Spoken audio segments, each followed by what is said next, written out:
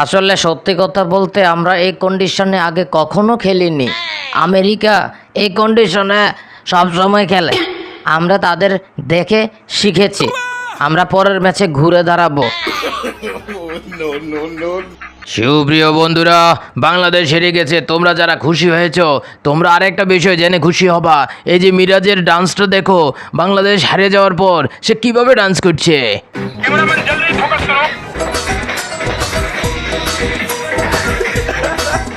সত্যি কথা বলতে কি, মিরাজ আমারে কল দিছিল ম্যাচের আগে, বলল যে তোমাদের ওই ভারতীয় তারপর নিউজিল্যান্ডের প্লেয়ারগুলো আছে না, তাদেরকে নামাই দিবা, দেখবা বাংলাদেশ হাইরে গেছে। আরে ট্রাম্প কাকু, তোমারে তো আমি আগে কইছিলাম তোমরাই জিতবা, তোমরাই খেলা দিছ, সেই খেলা। অভিনন্দন অভিনন্দন। মনে আছে নি ওই সৌদি আরবের লোকে দুইটা খুরমা খেজুর খাইয়া বিশ্বকাপটা লই গেছিলাম। শান্তকে বলা যায় না, এখান থেকে শিক্ষা যদি লইতে পারে তাহলে শান্ত দেখবা প্রতি ম্যাচে ভালো খেলবে। ও যেখানেই খেলুক, ও মাঠে খেলুক, যেখানেই খেলুক না কেন, বাট খেলুক। আরে মেসি ভাই, আপনি এগুলা কি বলেন? এগুলা আমারে লইছে না, কত ম্যাচ জিতে এলাম, বুঝলা গেছে। বদদোয়া লাগছে, বদদোয়া। আরে মিরাজ, আমারও তো বাদ দিছে টিম থেকে, আমি কিছু মনে করি নাই, কিন্তু বাটি চালান তো ভুলি নাই, খেললা দিছি একদম। আরে মিঠুন ভাই, মনে আসেনি ওই টাইম আউট হয়েছিলাম আপনার গোলকে? এটার মূল কারিগর কাটা জানেন? আমার বন্ধু সাকিব না, ওই যে শান্ত, বর্তমান অধিনায়ক। আরে ম্যাঞ্জেলো ম্যাথজ, বেশি কথা কইও না।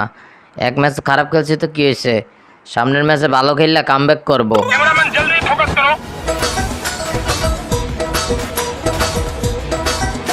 আরে বেটা, তুই লাস্ট নয় ম্যাচে কিতা খেলছস আমি জানি তো বেটা। তুই যা খেলা দিছস বেটা, বাংলাদেশের মান সম্মান ইজ্জত লই ছিনিমিনি খেলছস। সমস্যা কিতা তোর? আয় আমার কাছে, টিপস দিয়ে দিমু। আরে ভাই, আপনার টিপস আমার লাগতো না, আর আমার ফর্মুলায় আমি এই চিন্তাও করি না। সামনের ম্যাচে ভালো খেললা সবাই তাক লাগাই দেবো। মারবো এখানে, লাশ পড়বে শ্মশানে।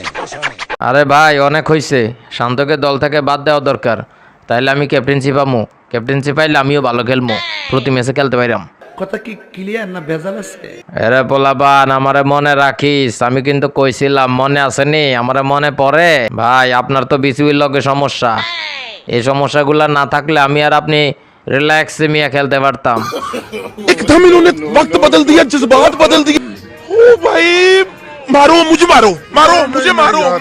আমি শান্তকে কাছ থেকে চিনি। Shanto is one of the best finisher in the world. I think one day he finished Bangladesh cricket. আরে ভাই, তাদেরকে ভুয়া বললেন না, ভুয়া হইলাম আমরা।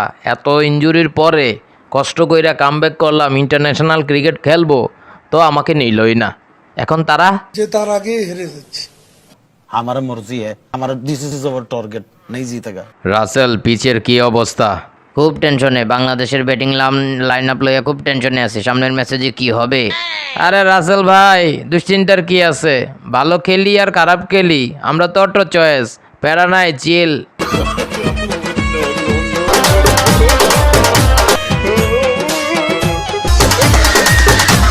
অযোগ্যরা যখন যোগ্য জায়গায় যায় আর যোগ্যরা যখন মূল্যায়ন পায় না, তখন দলের অবস্থা এরকমই হবে। ভাই শান্ত, তোমারে বল করতে কইলো, বল করলা না কেন? আরে বেটা, ম্যাচটা হাইরা গেছে দেখিও তো বেটা, এত কথা হইতেছে, আমি কেন বল করলাম না? তোর মনে প্রশ্ন আসছে, বিষয়টা বুঝোস নাই? খেলা দিছি। एकदम इन्होंने वक्त बदल दिया, जज्बात बदल दिए।